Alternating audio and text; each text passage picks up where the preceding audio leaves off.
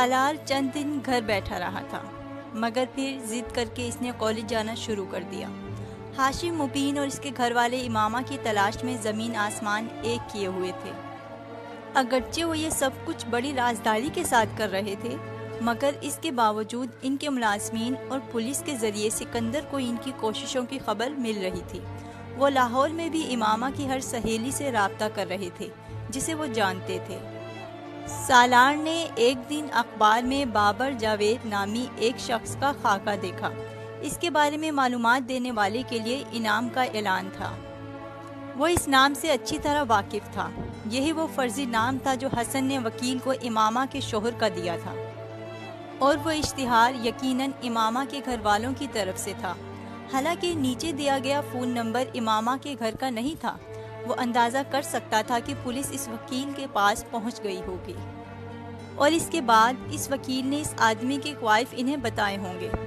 اب یہ حقیقت صرف وہ وکیل، حسن اور خود وہ جانتا تھا کہ بابر جاوید سرے سے کوئی وجود نہیں رکھتا، مگر وہ مطمئن ہو گیا تھا۔ وہ ہاشم مبین کے گھر والوں کو کسی حد تک بھٹکانے میں کامیاب رہا تھا۔ اس پورے عرصے کے دوران سالار امامہ کی کال کا منتظر رہا۔ اس نے کئی بار امامہ کو اس کے موبائل پر کال بھی کیا، مگر اسے موبائل آف ملتا۔ اسے یہ تجسس ہو رہا تھا کہ وہ کہاں تھی۔ اس تجسس کو ہوا دینے میں کچھ ہاتھ حسن کا بھی تھا، جو بار بار اس سے امامہ کے بارے میں پوچھتا رہتا تھا۔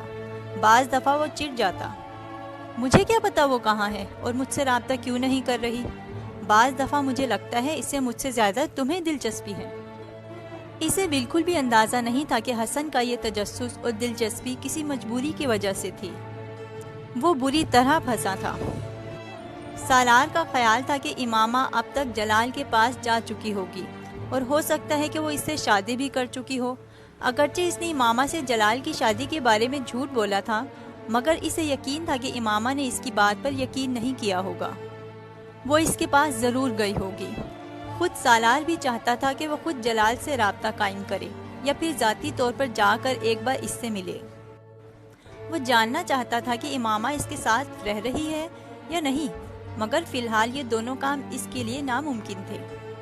سکندر عثمان مسلسل اس کی نگرانی کروا رہے تھے، اور وہ اس بات سے بھی واقف تھا کہ وہ یہ نگرانی کروانے والے واحد نہیں تھے۔ ہاشم مبین احمد بھی یہی کام کروا رہے تھے، اور اگر وہ لاہور جانے کا ارادہ کرتا تو اول تو سکندر عثمان اسے جانے ہی نہ دیتے، اور بالفرض جانے کی اجازت دے بھی دیتے تو شاید خود بھی اس کے ساتھ چل پڑتے، اور وہ یہ نہیں چاہتا تھا۔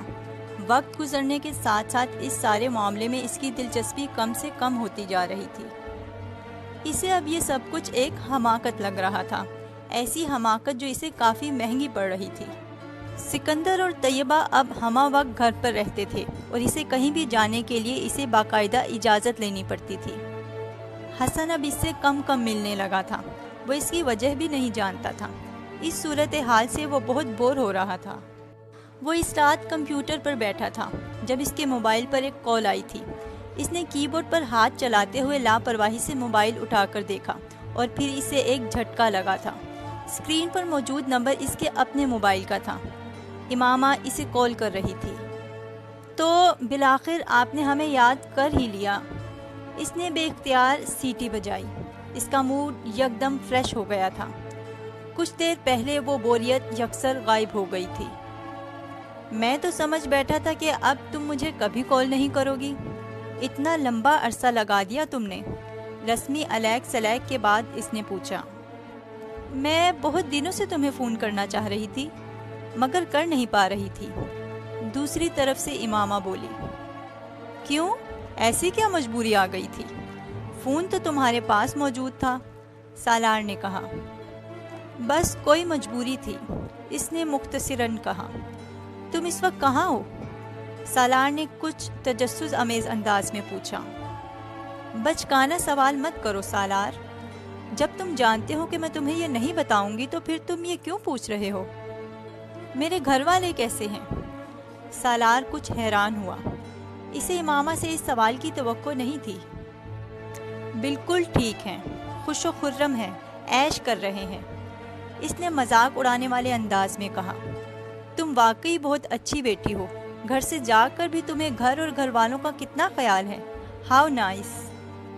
دوسری طرف کچھ دیر خاموشی رہی، پھر امامہ نے کہا، وسیم کیسا ہے؟ یہ تو میں نہیں بتا سکتا، مگر میرا خیال ہے ٹھیک ہی ہوگا۔ وہ خراب کیسے ہو سکتا ہے؟ اس کے انداز اور لہجے میں اب بھی کوئی تبدیلی نہیں آئی تھی۔ انہیں یہ تو پتہ نہیں چلا کہ تم نے میری مدد کی تھی؟ سالار کو امامہ کا لہجہ کچھ عجیب سا لگا۔ پتہ لگا؟ مائی ڈیئر امامہ، پولیس اسی دن میرے گھر پہنچ گئی تھی جس دن میں تمہیں لاہور چھوڑ کر آیا تھا۔ سالار نے کچھ استہزائیہ انداز میں کہا، تمہارے فادر نے میرے خلاف FIR کٹوا دی تھی تمہیں اغوا کرنے کے سلسلے میں۔ وہ ہنسا۔ ذرا سوچو، میرے جیسا بندہ کسی کو اغوا کر سکتا ہے، اور وہ بھی تمہیں، جو کسی بھی وقت کسی کو شوٹ کر سکتی ہے۔ اس کے لہجے میں اس بار طنز تھا۔ تمہارے فادر نے پوری کوشش کی ہے کہ میں جیل پہنچ جاؤں اور باقی کی زندگی وہاں گزاروں، مگر بس میں کچھ خوش قسمت واقعہ ہوا ہوں کہ بچ گیا ہوں۔ گھر سے کالج تک میری نگرانی کی جاتی ہے، ڈم کالز ملتی ہیں، اور بھی بہت کچھ ہو رہا ہے۔ اب تمہیں کیا کیا بتاؤں۔ بہرحال تمہاری فیملی ہمیں خاصا رزق کر رہی ہے، اس نے جتانے والے انداز میں کہا۔ میں نہیں جانتی تھی کہ وہ تم تک پہنچ جائیں گے۔ اس بار امامہ کا لہجہ معذرت خواہانہ تھا۔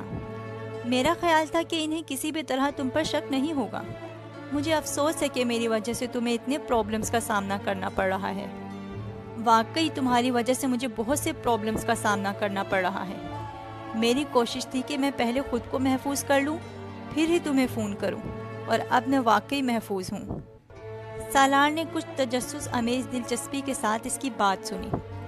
تمہارا موبائل اب میں استعمال نہیں کروں گی، اور میں اسے واپس بھیجنا چاہتی ہوں، مگر میرے لیے یہ ممکن نہیں ہے۔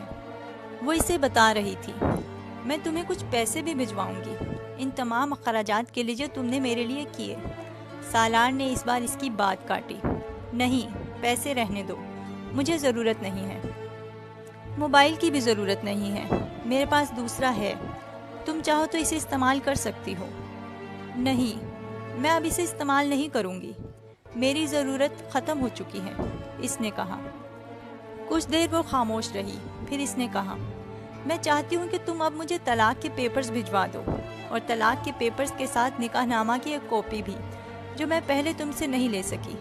کہاں بھجواؤں؟ سالار نے اس کے مطالبے کا جواب کہا۔ اس کے ذہن میں یکدم ایک دھماکہ ہوا تھا۔ وہ اگر اب طلاق کا مطالبہ کر رہی تھی تو اس کا مطلب یہی تھا کہ اس نے ابھی تک کسی سے شادی نہیں کی تھی، نہ ہی طلاق کے اس حق کو استعمال کیا تھا جو نکاح نامہ میں وہ اس کی خواہش پر اسے تفویض کر چکا تھا۔ تم اسی وکیل کے پاس وہ پیپرز بھجوا دو جس کو تم نے ہائر کیا تھا، اور مجھے اس کا نام اور پتہ لکھوا دو، میں وہ پیپرز اس سے لے لوں گی۔ سالار مسکرایا۔ وہ بے حد محتاط تھی۔ مگر میرا تو اس وکیل کے ساتھ ڈائریکٹ کوئی رابطہ نہیں ہے، میں تو اسے جانتا بھی نہیں ہوں، پھر پیپرز اس تک کیسے پہنچاؤں؟ جس دوست کے ذریعے تم نے اس وکیل سے رابطہ کیا تھا، اسی دوست کے ذریعے وہ پیپرز اس تک پہنچا دو۔ یہ تو طے تھا کہ وہ اسے کسی بھی طرح اپنا کوئی اتا پتہ نہ دینے کا فیصلہ کر چکی تھی، اور اس پر پوری طرح قائم تھی۔ تم طلاق کیوں لینا چاہتی ہو؟ وہ اس وقت بہت موڈ میں تھا۔ دوسری طرف یکدم خاموشی چھا گئی۔ شاید وہ اس سے اس سوال کی توقع نہیں کر رہی تھی۔ طلاق کیوں لینا چاہتی ہو؟ تم کتنی عجیب بات کر رہے ہو۔ یہ تو پہلے ہی طے تھا کہ میں تم سے طلاق لوں گی، پھر اس سوال کی کیا تم بنتی ہے؟ امامہ کے لہجے میں حیرانی تھی۔ وہ تب کی تھی، اب تو خاصا لمبا وقت گزر گیا ہے، اور میں تمہیں طلاق دینا نہیں چاہتا، سالار نے بے حد سنجیدگی سے کہا۔ وہ اندازہ کر سکتا تھا کہ دوسری طرف اس وقت امامہ کے پیروں کے نیچے سے حقیقتاً زمین نکل گئی ہوگی۔ تم کیا کہہ رہے ہو؟ میں یہ کہہ رہا ہوں ڈیئر امامہ، میں تمہیں طلاق نہیں دینا چاہتا، نہ ہی دوں گا۔ اس نے ایک اور دھماکہ کیا۔ تم طلاق کا حق پہلے ہی مجھے دے چکے ہو، امامہ نے بے اختیار کہا۔ کب؟ کہاں؟ کس وقت؟ کس صدی میں؟ سالار نے اطمینان سے کہا۔ تمہیں یاد ہے میں نے نکاح سے پہلے تمہیں کہا تھا کہ نکاح نامے میں طلاق کا حق چاہتی ہوں میں، اگر تم طلاق نہیں بھی دیتے تو میں خود ہی وہ حق استعمال کر سکتی ہوں، تمہیں یہ یاد ہونا چاہیے۔ وہ جتا رہی تھی۔ اگر میں تمہیں یہ حق دیتا تو تم یہ حق استعمال کر سکتی تھی، مگر میں نے تمہیں ایسا کوئی حق نہیں دیا۔ تم نے نکاح نامہ دیکھا، وہاں ایسا کچھ بھی نہیں تھا۔ خیر تم نے دیکھا ہی ہوگا، ورنہ آج طلاق کی بات کیوں کر رہی ہوتی؟ دوسری طرف ایک بار پھر خاموشی چھا گئی۔ سالار نے ہوا میں تیر چلایا تھا، مگر وہ نشانے پر بیٹھا تھا۔ امامہ نے یقیناً پیپر سائن کرتے ہوئے انہیں دیکھنے کی زحمت نہیں کی تھی۔ سالار بہت محظوظ ہو رہا تھا۔ تم نے مجھے دھوکہ دیا؟ بہت دیر بعد اس نے امامہ کو کہتے سنا۔ ہاں، بالکل اسی طرح جس طرح تم نے پسٹل دکھا کر مجھے دھوکہ دیا، وہ برجستگی سے بولا۔ میں سمجھتا ہوں کہ میں اور تم بہت اچھی زندگی گزار سکتے ہیں۔ ہم دونوں میں اتنی برائیاں اور خامیاں ہیں کہ ہم دونوں ایک دوسرے کو مکمل طور پر کمپلیمنٹ کرتے ہیں۔ وہ اب ایک بار پھر سنجیدگی سے کہہ رہا تھا۔ زندگی؟ سالار، زندگی اور تمہارے ساتھ؟ یہ ناممکن ہے، امامہ نے تند لہجے میں کہا۔ مجھے نپولین کی بات دہرانی چاہیے کہ میری ڈکشنری میں ناممکن کا لفظ نہیں ہے، یا مجھے تم سے یہ ریکویسٹ کرنی چاہیے کہ آؤ اس ناممکن کو مل کر ممکن بنائیں۔ وہ اب مذاق اڑا رہا تھا۔ تم نے مجھ پر بہت احسان کیے ہیں، ایک احسان اور کرو، مجھے طلاق دے دو۔ نہیں، میں تم پر احسان کرتے کرتے تھک گیا ہوں، اب اور نہیں کر سکتا، اور یہ والا احسان، یہ تو ناممکن ہے۔ سالار ایک بار پھر سنجیدہ ہو گیا تھا۔ میں تمہاری ٹائپ کی لڑکی نہیں ہوں سالار، تمہارا اور میرا لائف سٹائل بہت مختلف ہے، ورنہ شاید میں تمہاری پیشکش پر غور کرتی، مگر اب اس صورتحال میں یہ ممکن نہیں ہے۔ تم پلیز مجھے طلاق دے دو، وہ اب نرم لہجے میں کہہ رہی تھی۔ سالار کا دل بے اختیار ہنسنے کو چاہا۔ تم اگر میری پیشکش پر غور کرنے کا وعدہ کرو تو میں اپنا لائف سٹائل بدل لیتا ہوں، سالار نے اسی انداز میں کہا۔ تم سمجھنے کی کوشش کرو، تمہاری اور میری ہر چیز مختلف ہے، زندگی کی فلسفی ہی مختلف ہے، ہم دونوں اکٹھے نہیں رہ سکتے۔ اس بار وہ جھنجھلائی۔ نہیں، میری اور تمہاری فلسفی اور لائف بہت ملتی ہے، تمہیں اس بارے میں پریشان ہونے کی ضرورت نہیں ہے۔ اگر یہ ملتی نہ بھی ہوئی تو بھی ذرا سی ایڈجسٹمنٹ کے بعد ملنے لگے گی۔ وہ اس طرح بولا جیسے اپنے بہترین دوست سے گفتگو کر رہا ہو۔ ویسے بھی مجھ میں کیا کمی ہے؟ میں تمہارے پرانے منگیتر اسجد سے خوبصورت نہ سہی، مگر جلال انصر جیسا معمولی شکل و صورت کا بھی نہیں ہوں۔ میری فیملی کو تم اچھی طرح جانتی ہو، کیریئر میرا کتنا برائٹ ہوگا اس کا تمہیں اندازہ ہے۔ میں ہر لحاظ سے جلال سے بہتر ہوں، وہ اپنے لفظوں پر زور دیتے ہوئے بولا۔ اس کی آنکھوں میں چمک اور ہونٹوں پر مسکراہٹ ناچ رہی تھی۔ وہ امامہ کو بری طرح زج کر رہا تھا، اور وہ ہو رہی تھی۔ میرے لیے کوئی بھی شخص جلال جیسا نہیں ہو سکتا، اور تم تو کسی صورت نہیں۔ اس کی آواز میں پہلی بار نمایاں خفگی تھی۔ کیوں؟ سالار نے بے حد معصومیت سے پوچھا۔ تم مجھے اچھے نہیں لگتے، آخر تم یہ بات کیوں نہیں سمجھتے؟ دیکھو، اگر تم نے مجھے طلاق نہ دی تو میں کورٹ میں چلی جاؤں گی، وہ اب اسے دھمکا رہی تھی۔ سالار اس کی بات پر بے اختیار ہنسا۔ یو آر موسٹ ویلکم، جب چاہیں جائیں، کورٹ سے اچھی جگہ میل ملاقات کے لیے اور کون سی ہوگی؟ آمنے سامنے کھڑے ہو کر بات کرنے کا مزہ ہی اور ہوگا۔ وہ محظوظ ہو رہا تھا۔ ویسے تمہیں یہ بات ضرور یاد رکھنی چاہیے کہ کورٹ میں صرف میں نہیں پہنچوں گا، بلکہ تمہارے پیرنٹس بھی پہنچیں گے، وہ استہزازیہ انداز میں بولا۔ سالار، میرے لیے پہلے ہی بہت سے پرابلمز ہیں، تم ان میں اضافہ مت کرو۔ میری زندگی بہت مشکل ہے، اور ہر گزرتے دن کے ساتھ مزید مشکل ہوتی جا رہی ہے۔ کم از کم تم تو میری مشکلات کو نہ بڑھاؤ۔ اس بار امامہ کے لہجے میں رنجیدگی و بے چارگی تھی۔ وہ کچھ اور محظوظ ہوا۔ میں تمہارے مسائل میں اضافہ کر رہا ہوں؟ مائی ڈیئر، میں تو تمہاری ہمدردی میں گھل رہا ہوں، تمہارے مسائل کو ختم کرنے کی کوشش کر رہا ہوں۔ تم خود سوچو، میرے ساتھ رہ کر تم کتنی اچھی اور محفوظ زندگی گزار سکتی ہو۔ وہ بظاہر بڑی سنجیدگی سے بولا۔ تم جانتے ہو نا، میں نے اتنی مشکلات کس لیے سہی ہے؟ تم سمجھتے ہو میں ایک ایسے شخص کے ساتھ رہنے پر تیار ہو جاؤں جو ہر وہ کبیرہ گناہ کرتا ہے جسے میرے پیغمبر صلی اللہ علیہ وآلہ وسلم ناپسند کرتے ہیں؟ نیک عورتیں نیک مردوں کے لیے ہوتی ہیں اور بری عورتیں برے مردوں کے لیے۔ میں نے زندگی میں بہت سی غلطیاں کی ہیں، مگر میں اتنی بری نہیں ہوں کہ تمہارے جیسا برا مرد میری زندگی میں آئے۔ جلال مجھے نہیں ملا، مگر میں تمہارے ساتھ بھی زندگی نہیں گزاروں گی، اس نے بے حد تلخ انداز میں تمام لحاظ بالائے طاق رکھتے ہوئے کہا۔ شاید اسی لیے جلال نے بھی تم سے شادی نہیں کی، کیونکہ نیک مردوں کے لیے نیک عورتیں ہوتی ہیں، تمہارے جیسی نہیں، سالار نے اسی ٹکڑا توڑ انداز میں جواب دیا۔ دوسری طرف خاموشی رہی، اتنی لمبی خاموشی کہ سالار کو اسے مخاطب کرنا پڑا۔ ہیلو، تم سن رہی ہو؟ سالار، مجھے طلاق دے دو۔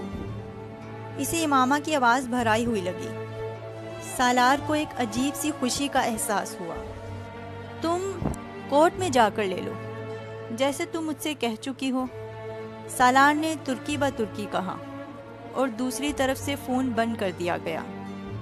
حسن نے ان چند ماہ میں سالار سے امامہ کے بارے میں جاننے کی بے حد کوشش کی، حسن کے اپنے بیان کے مطابق، مگر وہ ناکام رہا تھا۔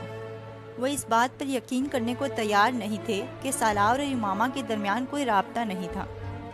سالار کی طرح خود انہوں نے موبائل پر بار بار اس سے رابطہ کرنے کی کوشش کی، مگر ناکامی ہوئی۔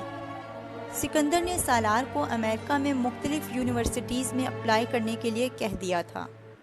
وہ جانتے تھے کہ اس کا اکیڈمک ریکارڈ ایسا تھا کہ کوئی بھی یونیورسٹی اسے لینے میں خوشی محسوس کرے گی۔ امامہ نے سالار کو دوبارہ فون نہیں کیا تھا، حالانکہ سالار کا خیال تھا کہ وہ اسے دوبارہ فون کرے گی اور تب وہ اسے بتا دے گا کہ وہ اسے نکاح نامے میں پہلے ہی طلاق کا حق دے چکا ہے اور وہ نکاح نامے کی کاپی بھی اس کے حوالے کر دے گا۔ وہ اس سے یہ بھی کہہ دے گا کہ اس نے اس کے ساتھ صرف ایک مذاق کیا تھا، مگر امامہ نے اس سے دوبارہ رابطہ قائم نہیں کیا، نہ ہی سالار نے اپنے پیپرز میں اس نکاح نامے کو دوبارہ دیکھنے کی زحمت کی، ورنہ وہ بہت پہلے وہاں کی عدم موجودگی سے واقف ہو جاتا۔ جس دن وہ آخری پیپر دے کر گھر واپس آیا، سکندر عثمان کو اس نے اپنا منتظر پایا۔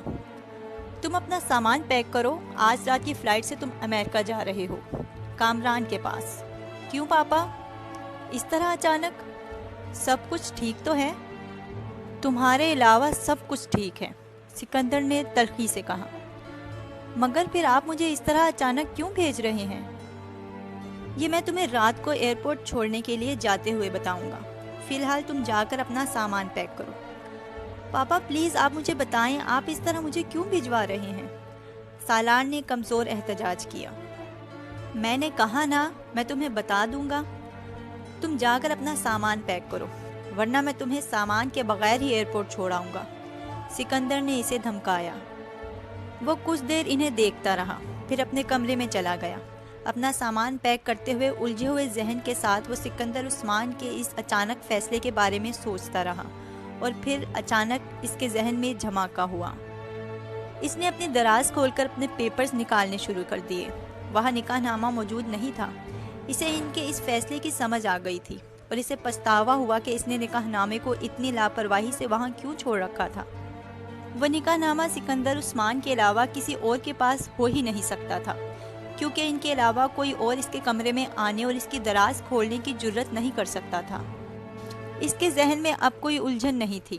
اس نے بڑی خاموشی کے ساتھ اپنا سامان پیک کیا۔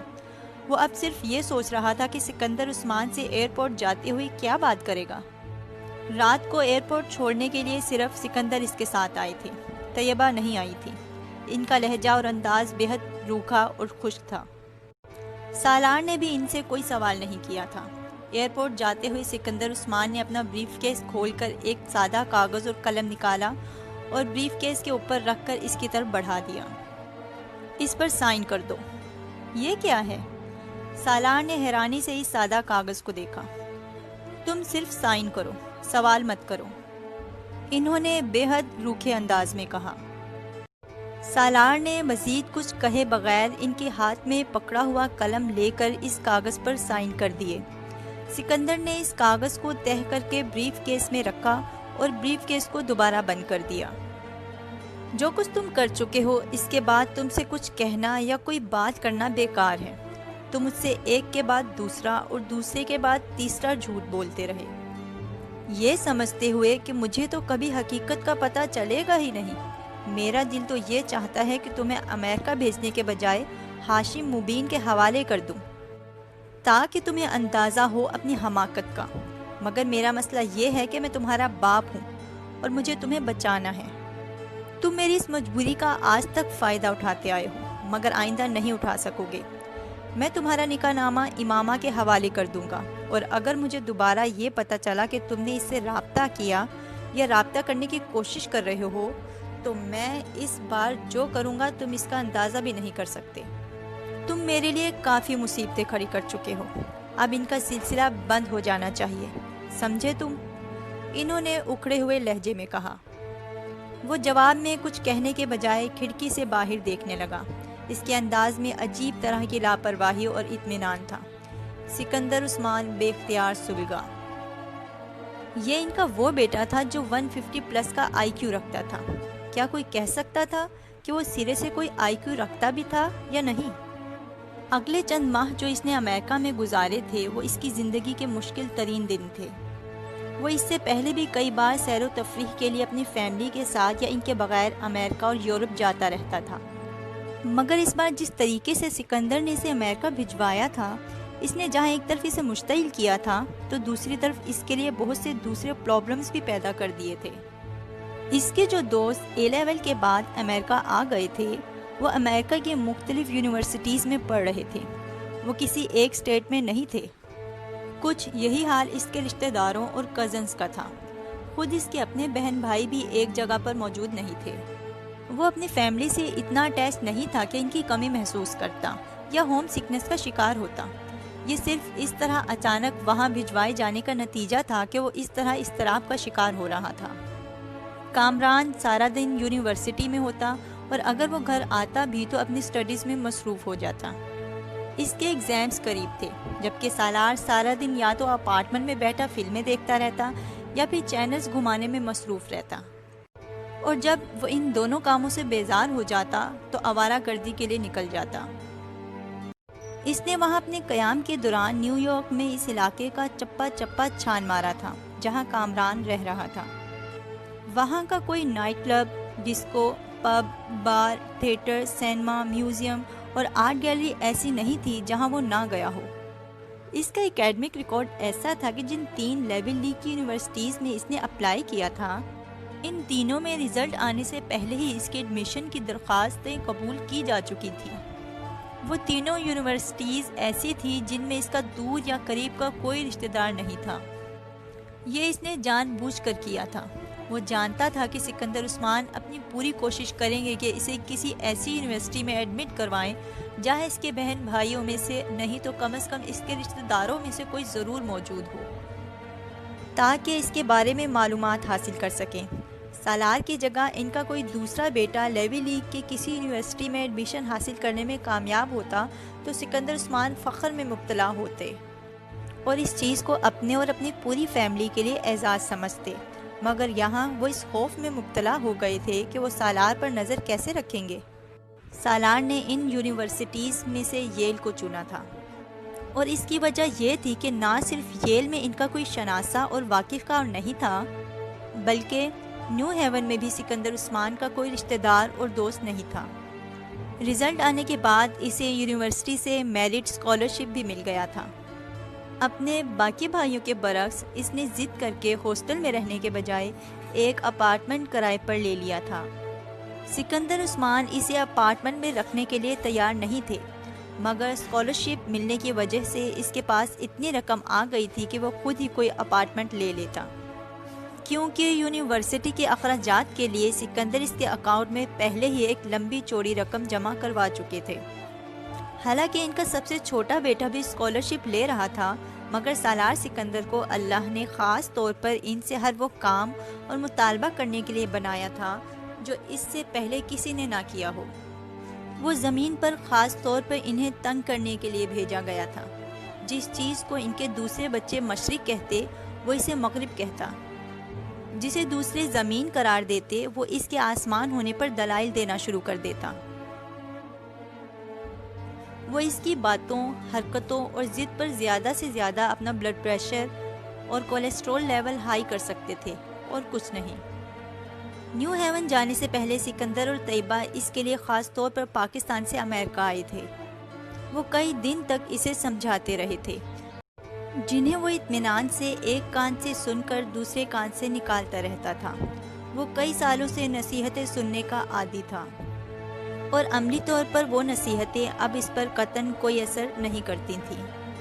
دوسری طرف سکندر اور طیبہ واپس پاکستان جاتے ہوئے بے حد فکر مند بلکہ کسی حد تک خوف زدہ تھے۔ وہ ییل سے فائنینس میں MBA کرنے آیا تھا، اور اس نے وہاں آنے کے چند ہفتوں کے اندر ہی اپنی غیر معمولی صلاحیتوں کو ظاہر کرنا شروع کر دیا تھا۔ پاکستان میں جن اداروں میں وہ پڑھتا رہا تھا، اگرچہ وہ بھی بہت اچھے تھے، مگر وہاں تعلیم اس کے لیے کیک واک تھی۔ ییل میں مقابلہ بہت مشکل تھا، وہاں بے حد قابل لوگ اور ذہین اسٹوڈنٹ موجود تھے۔ اس کے باوجود وہ بہت جلد نظروں میں آنے لگا تھا۔ اس میں اگر ایک طرف اس کی غیر عمومی ذہنی صلاحیتوں کا دخل تھا، تو دوسری طرف اس کے رویے کا بھی۔ ایشین اسٹوڈنٹس والی روایتی ملنساری اور خوش اخلاقی اس میں مفقود تھی۔ اس میں لحاظ اور مروت بھی نہیں تھی، اور نہ ہی وہ احساس کمتری اور مرعوبیت تھی جو ایشین اسٹوڈنٹس امریکہ اور یورپ کی یونیورسٹیز میں فطری طور پر لے کر آتے ہیں۔ اس نے بچپن ہی سے بہترین اداروں میں پڑھا تھا، ایسے ادارے جہاں پڑھانے والے زیادہ تر غیر ملکی تھے، اور وہ اچھی طرح جانتا تھا کہ وہ بھی کوئی علم کے بہتے ہوئے سرچشمے نہیں ہوتے۔ وہ یہ بھی جانتا تھا کہ ییل نے اسکالرشپ دے کر اس پر کوئی احسان نہیں کیا۔ وہ اگر باقی دونوں یونیورسٹیز میں سے کسی ایک کا انتخاب کرتا تو اسکالرشپ اسے وہاں بھی مل جاتا، اور اگر ایسا نہ بھی ہوتا تب بھی اسے یہ معلوم تھا کہ اس کے ماں باپ کے پاس اتنا پیسہ تھا کہ وہ جہاں چاہتا ایڈمیشن لے سکتا تھا۔ اگر اپنے فیملی بیک گراؤنڈ، سٹیٹس اور قابلیت کا ضام نہ ہوتا تب بھی سالار سکندر اس قدر تلخ اور الگ تھلگ نیچر رکھتا تھا کہ وہ کسی کو اپنی خوش اخلاقی کے جھوٹے مظاہرے سے متاثر نہیں کر سکتا تھا۔ رہی صحیح کسر اس کے IQ لیول نے پوری کر دی تھی۔ شروع کے چند ہفتوں میں ہی اس نے اپنے پروفیسرز اور کلاس فیلوز کی توجہ اپنی طرف مبذول کر لی تھی، اور یہ بھی پہلی بار نہیں ہوا تھا۔ وہ بچپن سے ہی تعلیمی اداروں میں اسی قسم کی توجہ حاصل کیا کرتا تھا۔ وہ ایسا اسٹوڈنٹ نہیں تھا جو فضول باتوں پر بحث برائے بحث کرتا۔ اس کے سوال ہی اس طرح کے ہوتے تھے کہ اس کے اکثر پروفیسرز کو فوری طور پر ان کا جواب دینے میں دشواری ہوتی۔ جواب غیر تسلی بخش بھی ہوتا تب بھی وہ جتاتا نہیں تھا، صرف خاموش ہو جاتا تھا۔ مگر وہ یہ تاثر بھی نہیں دیتا تھا کہ وہ مطمئن ہو گیا تھا یا اس جواب کو تسلی کر رہا ہے۔ وہ بحث صرف ان پروفیسر سے کرتا تھا جن کے بارے میں اسے یہ یقین ہوتا کہ وہ ان سے واقعی کچھ نہ کچھ سیکھے گا، یا جب ان کے پاس روایتی یا کتابی علم نہیں تھا۔ پڑھائی وہاں بھی اس کے لیے بہت مشکل نہیں تھی، نہ ہی اس کا سارا وقت پڑھائی میں گزرتا تھا۔ پہلے کی نسبت اسے کچھ زیادہ وقت دینا پڑتا تھا، مگر اس کے باوجود وہ اپنے لیے اور اپنی سرگرمیوں کے لیے وقت نکال لیا کرتا تھا۔ وہ وہاں کسی ہوم سکنس کا شکار نہیں تھا کہ 24 گھنٹے پاکستان کو یاد کرتا رہتا، یا پاکستان کے ساتھ اس طرح کے عشق میں مبتلا ہوتا کہ ہر وقت اس کے کلچر کی ضرورت اور اہمیت کو محسوس کرتا۔ نہ ہی امریکہ اس کے لیے کوئی نئی اور اجنبی جگہ تھی، اس لیے اس نے وہاں موجود پاکستانیوں کو تلاش کرنے اور ان کے ساتھ روابط بڑھانے کی دانستہ طور پر کوئی کوشش نہیں کی، مگر وقت گزرنے کے ساتھ ساتھ خود بخود وہاں موجود کچھ پاکستانیوں سے اس کی شناسائی ہو گئی۔ یونیورسٹی کی دوسری بہت سی سوسائٹیز، ایسوسی ایشنز اور کلبز میں اس کی دلچسپی تھی، اور اس کے پاس ان کی ممبرشپ بھی تھی۔ پڑھائی سے فارغ ہونے کے بعد وہ اپنا زیادہ تر وقت بیکار پھرنے میں ضائع کرتا تھا، خاص طور پر ویکینڈز، سینما، کلبز، ڈسکوز اور تھیٹرز۔ اس کی زندگی انہی چاروں کے درمیان تقسیم شدہ تھی۔ ہر نئی فلم، ہر نیا اسٹیج پلے، ہر نیا کنسرٹ اور کوئی بھی نئی انسٹرومنٹل پرفارمنس وہ نہیں چھوڑتا تھا، اور پھر ہر نیا چھوٹا بڑا ریسٹورنٹ، مہنگے سے مہنگا اور سستے سے سستا، اسے ہر ایک کے بارے میں مکمل معلومات تھیں، اور سب کے درمیان وہ ایڈونچر اس کے ذہن میں اب تک تھا جس کی وجہ سے وہ امریکہ میں موجود تھا۔ سکندر کو اس کے نکاح کا پتہ کب چلا، کیسے چلا؟ سالار نے جاننے کی کوشش نہیں کی، مگر وہ اندازہ کر سکتا تھا کہ سکندر عثمان کو اس کے بارے میں کیسے پتہ چلا ہوگا۔ یہ حسن یا ناصرہ نہیں تھے جنہوں نے سکندر عثمان کو سالار اور امامہ کے بارے میں بتایا ہوگا۔ وہ ان کی طرف سے مطمئن تھا، یہ خود امامہ ہی ہوگی جس نے اس سے فون پر بات کرنے کے بعد یہ سوچا ہوگا کہ اس کے بجائے سکندر عثمان سے ساری بات کی جائے، اور اس نے یقیناً ایسا ہی کیا ہوگا، اسی لیے اس نے دوبارہ سالار سے رابطہ نہیں کیا۔ سکندر نے اس سے رابطہ کرنے کے بعد ہی اس کے کمرے کی تلاشی لے کر وہ نکاح نامہ برآمد کر لیا تھا، مگر یہ سب کب ہوا تھا؟ یہ وہ سوال تھا جس کا جواب وہ نہیں ڈھونڈ پا رہا تھا۔ جو بھی تھا، امامہ کے لیے اس کی ناپسندیدگی میں پاکستان سے امریکہ آتے ہوئے کچھ اور اضافہ ہو گیا تھا۔ یکے بعد دیگرے وہ اس کے ہاتھوں زک اٹھانے پر مجبور ہوا تھا۔ اب وہ پچھتاتا تھا کہ اس نے اس تمام معاملے میں امامہ کی مدد کیسے کی۔ بعض دفعہ اسے حیرانی ہوتی تھی کہ آخر وہ امامہ جیسی لڑکی کی مدد کرنے پر تیار کیسے ہوا تھا، اور اس حد تک مدد کے وہ اب ان تمام واقعات کے بارے میں سوچتے ہوئے بھی خوف محسوس کرتا تھا۔ آخر میں نے اس کی مدد کیوں کی، جبکہ مجھے جو کرنا چاہیے تھا کہ اس کے رابطہ کرنے پر میں وسیم کو، اس کے والدین کو یا خود اپنے والدین کو اس سارے معاملے کے بارے میں بتا دیتا، یا پھر جلال کے بارے میں انہیں بتا دیتا، یا پھر اس کے کہنے پر اس کے ساتھ سرے سے نکاح ہی نہ کرتا، یا اسے گھر سے فرار ہونے میں تو کبھی اس طرح مدد نہ کرتا۔ بعض دفعہ اسے لگتا کہ جیسے وہ کسی چھوٹے بچے کی طرح اس کے ہاتھوں میں استعمال ہوا تھا۔ اتنی فرمانبرداری، اتنی تابعداری، آخر کیوں؟ جبکہ وہ اس کے ساتھ کوئی تعلق یا کوئی واسطہ نہیں رکھتی تھی، اور وہ کسی طرح سے بھی اس کی مدد کرنے پر مجبور نہیں تھا۔ اب اسے وہ سب کچھ ایک ایڈونچر سے زیادہ حماقت لگتا تھا۔ وہ کسی سائیکالوجسٹ کی طرح امامہ کے بارے میں اپنے رویے کا تجزیہ کرتا اور مطمئن ہو جاتا۔ جوں جوں وقت گزرتا جائے گا وہ مکمل طور پر میرے ذہن سے نکل جائے گی، نہ بھی نکلی تب بھی مجھے فرق کیا پڑے گا، وہ سوچتا۔